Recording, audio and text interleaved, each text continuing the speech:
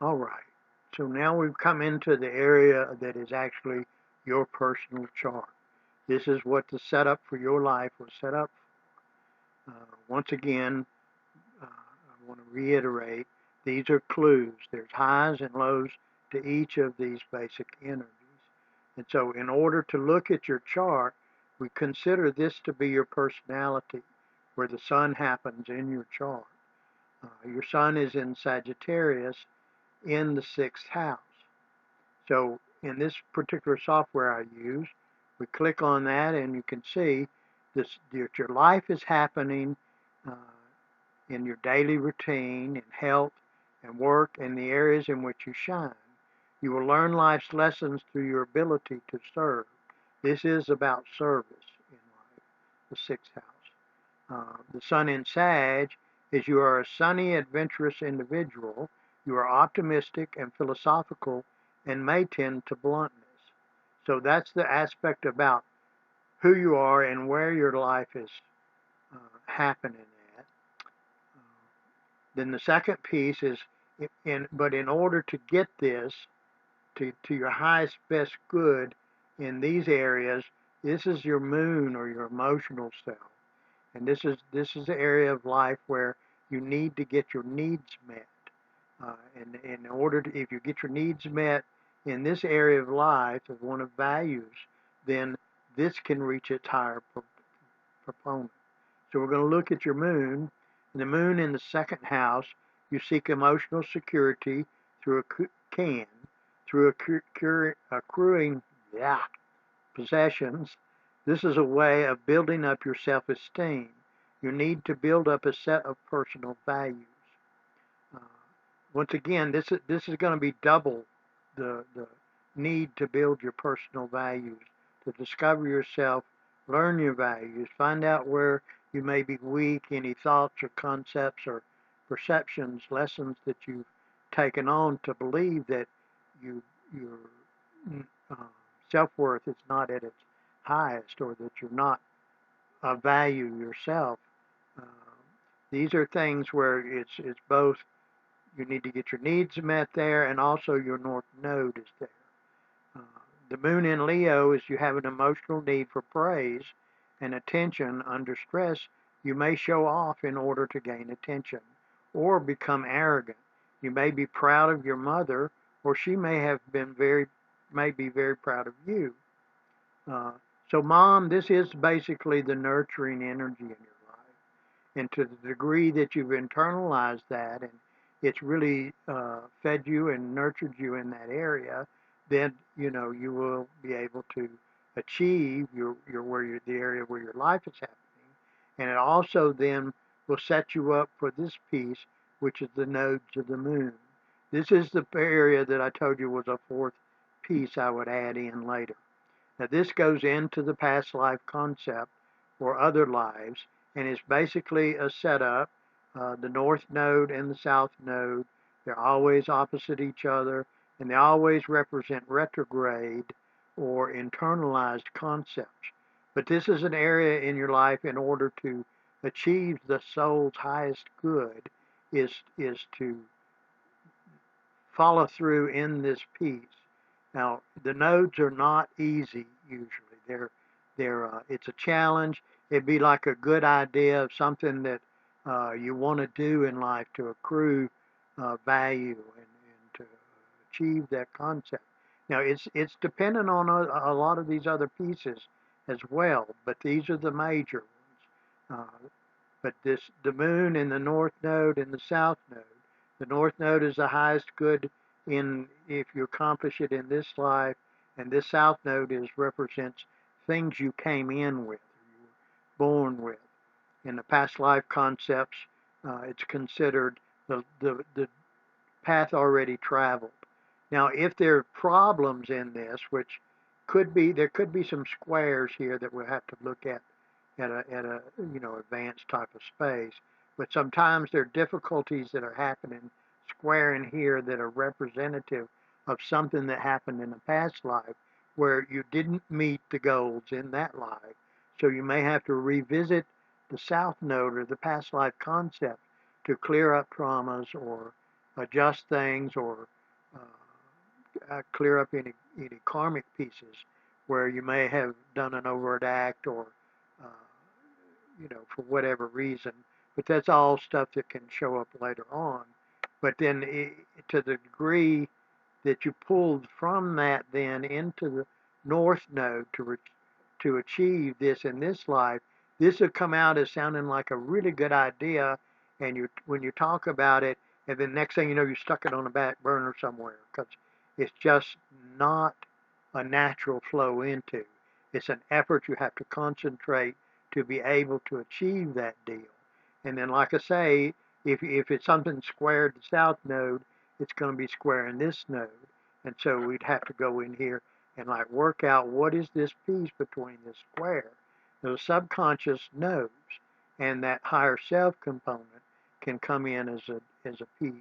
When you've cleared up the trash that's happened throughout life, in the various forms of life, uh, then you get a clearer channel and your energies are flowing, and you also then have learned that, well, I can do this energy or I can do this energy. And we talked about Aries because it was on it's the first sign in the natural chart. We bring it up here, and you can do Aries in your 11th house, which is the house of groups or friends. And so uh, you as a Aries on that 11th house would experience groups as a leader rather than one of the sheep when it comes to your friends and groups of people. You have your own vision and goals in life, and only those who give you freedom will remain true friends because this is much about freedom. Now it's different from the rebel. That's another component. But so on this area, on a good day, we'd say your Aries energy was your leader. It's about new beginnings. On a bad day, you can go to war. And so when we teach a person to find that energy, we would say to you, let's discover your Aries. Let's go in and discover the archetype of Aries in your life and have it come forward as perhaps a guide and a form that can speak to you. And the form can take however it wants to, whether it be a person, an animal, or a symbol, whatever it needs to come forward as. It shows up in the subconscious mind, and you can communicate with it about what happens in the 11th house, the groups and friendships and stuff. So we need to find out then how to balance that area. But we let you move through on a good day. Maybe you see yourself starting a new beginning or leading a group.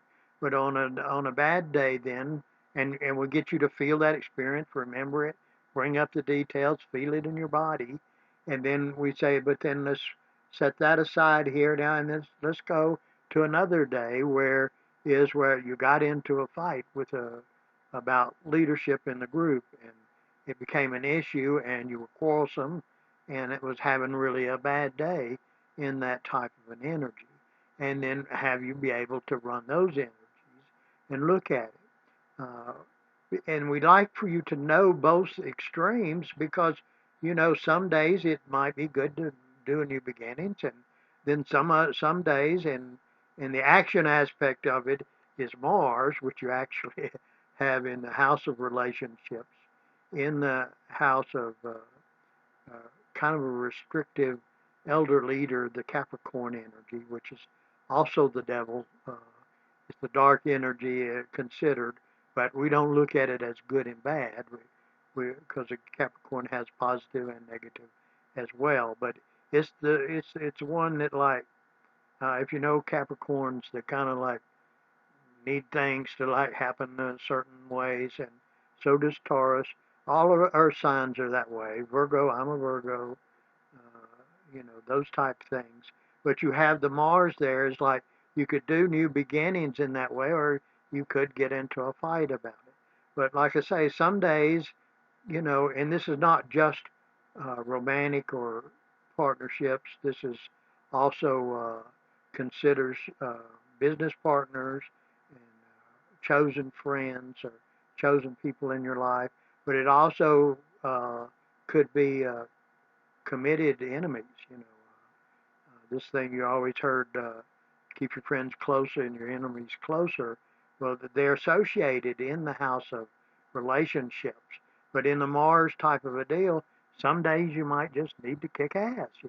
You need to know that you can move into that energy should you need to and be able to like put it on. Sometimes just by putting on, you get a shift reaction from the opposite deal, and then you can learn how to, well, we could go into a fight about it, or we could like, I don't really want to do it that way anymore. Let's look at what we could do different in the way we do relationships. And once again, this is Capricorn also is associated to older people or older than you type of people. That's a type of that's a Capricorn deal. It's the elder leader. So we have that your house life is happening in this area. You need to get your areas met in the area of values in your life. And then the third piece is the colored glasses or the mask you wear. Gemini, whatever's on your rising sign, this was the sign on the horizon when you was born. Uh, Gemini is life is met with curiosity, communications, because it rules the third house. Uh, will become vital in your life, and you will develop a strong desire for knowledge and expression. It's also connected. This is also a piece of energizing this Sag in your life, the adventurer, to find that uh, knowledge and expression. And you need to be aware of scattering your energies. This comes back to that piece what I was talking about. You get so can get so adventurous that you forget to come home. You're just off, journeying, finding life, and having adventure, learning new things, because Sag actually rules the ninth house of higher education. This piece does. Uh, Philosophy, Sag is a philosopher, but those relationships that I showed you before flavor those types of deals. But do you notice that they're scattered all around? Now, there's certain areas you've got a lot of Scorpio in here. Some really powerful Scorpio. You've got two here, you've got three here.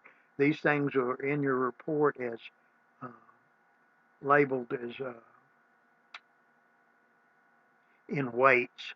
They'll say weights by the mode, earth, air, fire, and water. Uh, that's not modes. But earth, air, fire, and water type of elements. That's what it is, elements. The modes are fixed, cardinal, fixed, and mutable. Those are the three things that I talked about in that other short video. But this is what you look at all of the rest of life through. These are the colored glasses that you perceive. And a couple of other pieces here, things I want to show. This is important, and I want to come back to it. But this down here, we talk about. This is the area of life about home. Uh, you have Saturn here. Saturn is the teacher. This Saturn is wants you to go through step by step. It's what your lessons in life are here to be about. Uh, it's rough. It cycles every 29 years. The first 29 years are you as a youth. The second 29 years, once the uh, signs, planets come around to its next return, it's called a Saturn return. The second 29 years is a stage of life. You as an adult, this is what you do with the rest of your life. You start questioning that. You're learning the first 29 years, approximately, it varies. And then the next 29 years are about what are you going to do with your life in the next, as an adult in life. And then it comes back around to the next Saturn return, and it's looking at your then become the elder leader or the elder in life. So this then is the role as the elder. Uh, and once again, like I say, this represents an older person usually in your life, and maybe the home with an older person is may look like that, or with an elder type of a deal. And the fact that you've got it in Libra, let's look at what it says here.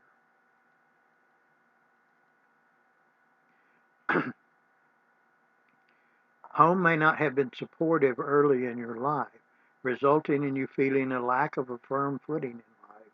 Later, you may build up a solid foundation based on your own hard work, and your home life will become a solid base for you. Saturn and Libra, you have the ability to create responsible and long lasting relationships. You are committed to both intimate and business partners.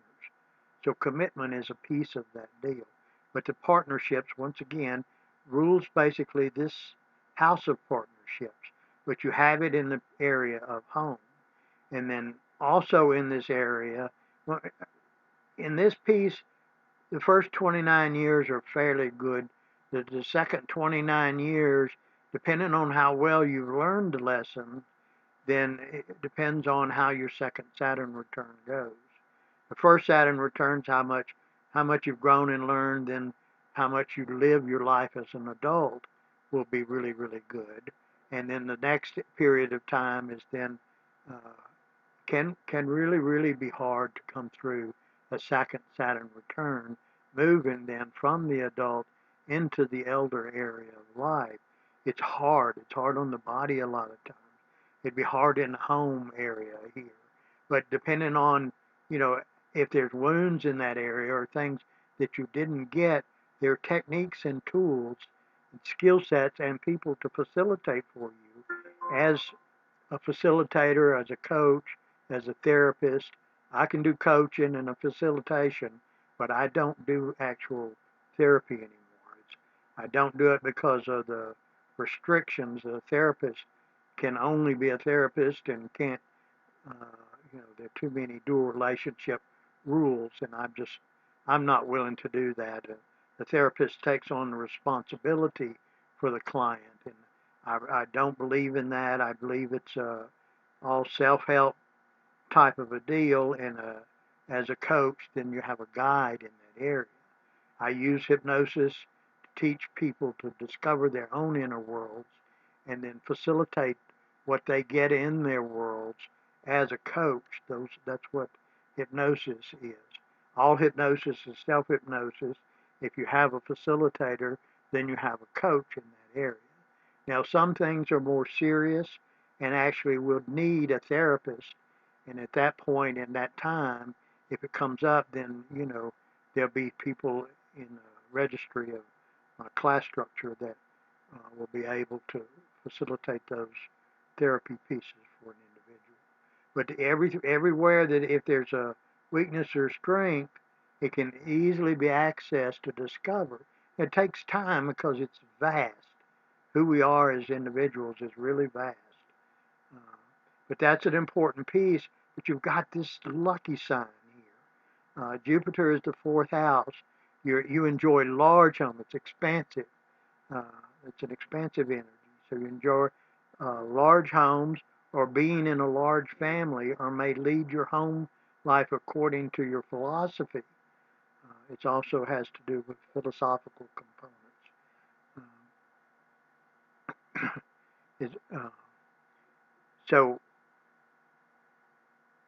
or religious beliefs. Now, spirituality is not necessarily religion. Religion can come into it in that brow chakra area. It can be one of your beliefs, but spirituality is that there's a connection and an inner flow type of thing. You may seek the meaning of your life from within your home environment. Jupiter in Libra, you have a strong concern for justice. You are a diplomatic teacher and express your spiritual values in your relationships because of it being in Libra.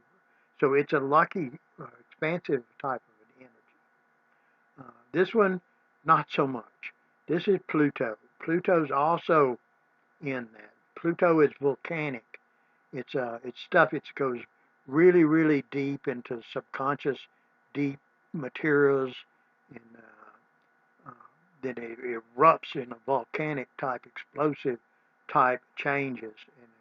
And the fact that it's in relationships and it's in the house of romantic relationships, creative projects, children, that type of a deal. But Pluto, uh, my symbol of it is one of the Tom of Finland guys, driving one of those big asphalt flattener things, and I have it up here. And it's just first time I had an experience of it. I was looking at something of value that Venus had. She was right next to my Pluto, and what it was about values that I had in my career kind of concepts. And I said, well, it's due to something else. And I heard this scream, and inwardly in my inner worlds, and I'm like, what the hell? And I turned around, and here was that Pluto, that Tom of Finland guy driving the big steamroller thing, coming to roll over everything. Just totally terrified that inner aspect of self. But it is a really, really heavy, powerful energy, but it is also then about transformation. It changes things. It's in this house of transformation, sexuality, the eighth house, death, taxes, those types of areas. But you have it down here in this area, in relationships, in the creation deal. So Pluto in the fifth house, you have a powerful need to express yourself creatively. You may have to be aware of an obsessive need for attention. You may be overly dominant with children. So this is a slow moving energy in this model. For the individual interpretation, we look at it in the house which we just did. But this generation will be concerned with the cause of justice and transforming human relations. They possess the ability to see the necessity for change in personal and global relationships. So it's a really, really strong, powerful energy when you have it balanced. But if it's not balanced, it can really just keep you down and harm you. You also have it, let's see, no, 3 degrees, let's see, 7, 10. I don't think it would show up as a real tight with Venus, but it's approaching. But your Venus in that area is in Scorpio. So Scorpio is about hidden stuff. Uh, it's associated with this. So Pluto and Scorpio associated with the eighth house. That's that area. It's about transformation. So, but it's deep stuff. On its positive side, Scorpio is presented with the eagle that can fly above and see things and have that vision. It's somewhat of a loner in that aspect. But on its negative side, it's the scorpion, and it stays hidden and buried. And first thing you know, out of nowhere, it's going to come up and sting something that your project or child or a romantic type of situation, relationship.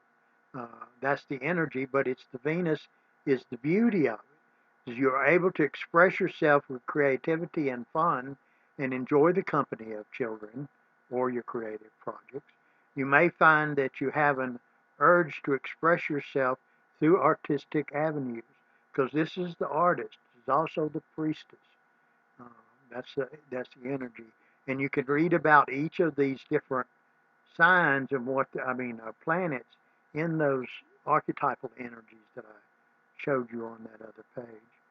Uh, Venus in Scorpio, you have an intense need for relationships. You will also be intensive once in a relationship. You'll want to know your partner's innermost thoughts, and you may have a tendency to secrecy. That's another piece of it. Scorpio is secrecy. Now, those pieces are the same with your mind. Your mind is in the same space.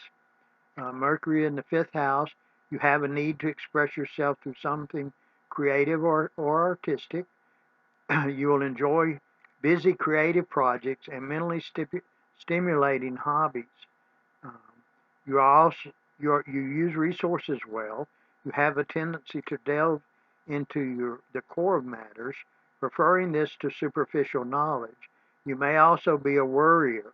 Communications with you are intense because Mercury it rules communications. It rules um, Gemini in the third and also uh, Virgo in the sixth. Mercury does. It has those connections.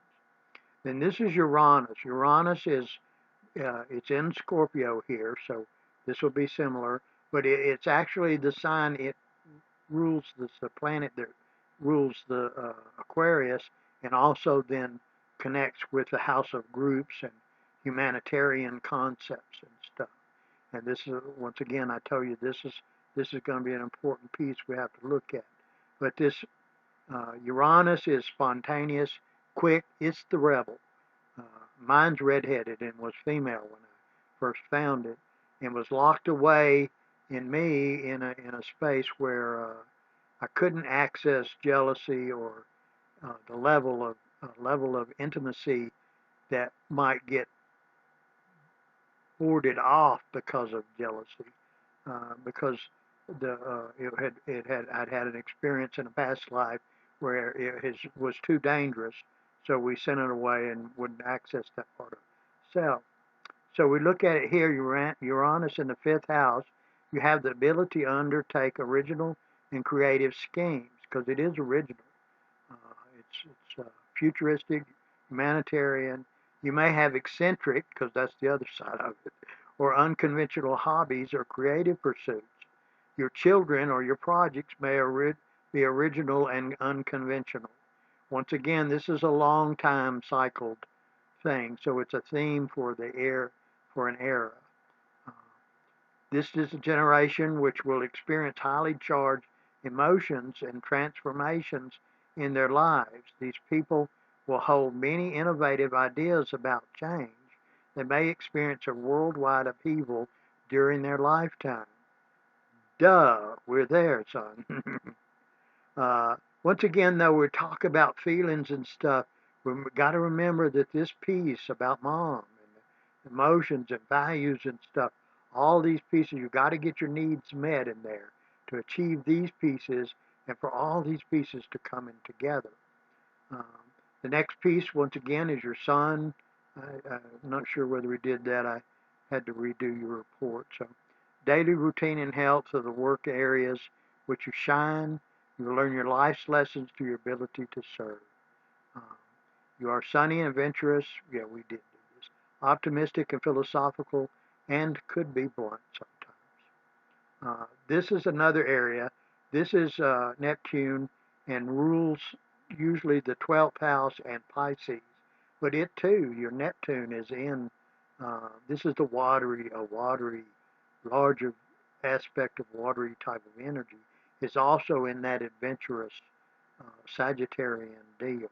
And it's in this uh, area of uh, daily routines, service, that type of a deal. Come on. You may have difficulty coping with everyday life. You may experience health problems or allergies as a child. You also have the ability to be of service to others. Once again, this is one of the long moving planets.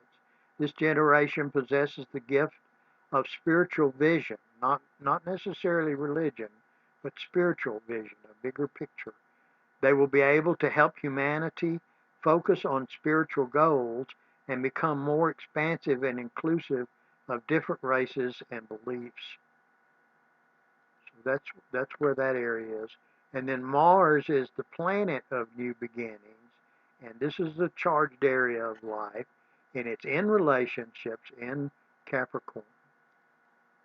So you have a strong drive for intimate relationships, your life to remain independent with one-to-one relationships.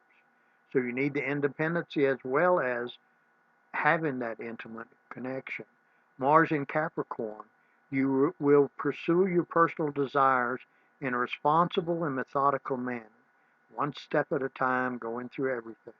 You have strong ambitions and may be domineering if threatened. Once again, this is in that area of relationships, both intimate personal relationships, marriage, uh, chosen friends, enemies, business partners, that type of an area. Before we do the nodes, I want to go over here and do Chiron. Chiron is a representative place of where we're set up to be wounded in life. We all have one. It comes up somewhere. And yours is in Taurus, which is in that thing about values. it's kind of an association piece. You have a couple of areas where values are going to come up in your life as key pieces, and depending on how that works, is you know you get wounded in an area and then you heal yourself or be healed in that area. Learn the healing, learn your lessons in it, and then from that to the degree that you're healed, when you come around to your second Chiron return, you become a healer. You can become a wounded healer. Uh, if you don't get healed in that area, then you will wound other people in this area. Chiron in the 11th house, so it's about pain for you is experienced in groups. Your friends may include wounded people, healers, and teachers. You may later be involved with a group of healers or teachers. Chiron in Taurus, you will experience a crisis of values. You may experience a lack of self-worth and overcompensate by accruing money and possessions. You may also distrust your body or feel that your body is not beautiful. You will learn to rely on your own and your body's experiences and could become a healer. Now, the purpose of what I do in the world is to help people find these things inside themselves. Once again, this Chiron piece, it cycles every 25 years. So there are 25 years of first, experiencing the wounded space.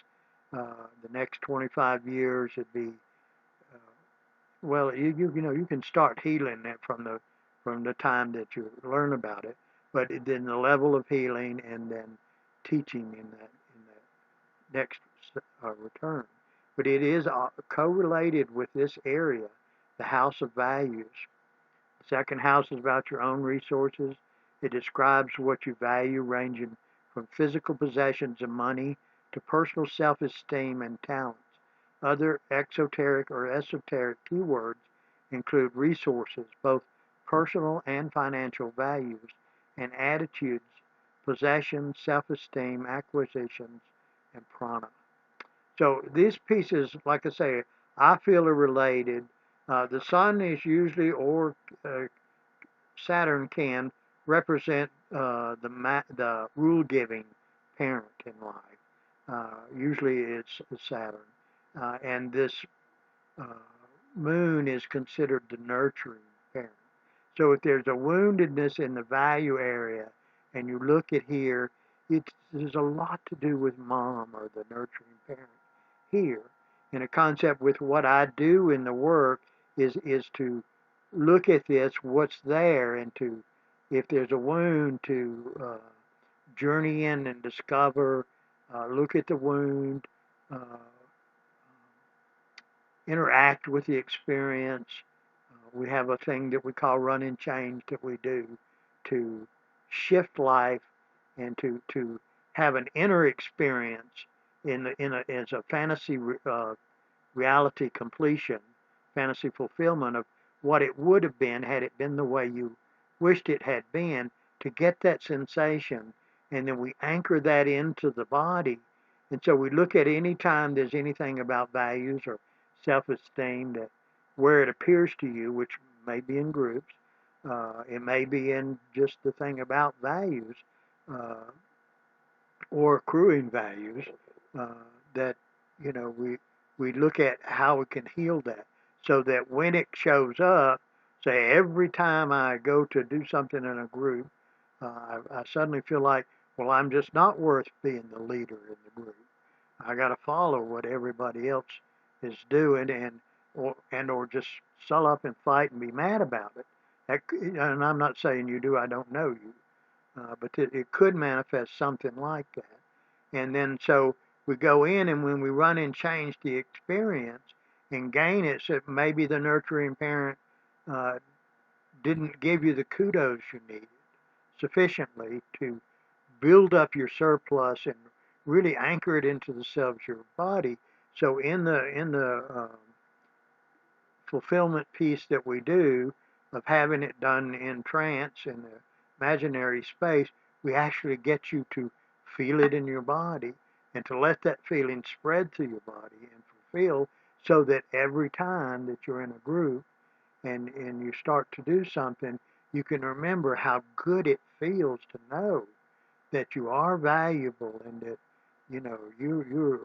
you're appreciated and you're valued by those that you know and nurture, and then that once again allows you to fulfill your day-to-day work, whatever that type of an energy may be, and you heal yourself and begin to open up in that chakra component where I talked about the flow from the between the soul and the physical body, that channel begins to open up. We clear all the debris of it gets cast out, transformed, the debris sent to recycle, and then we ended with the positive results of that type of a deal.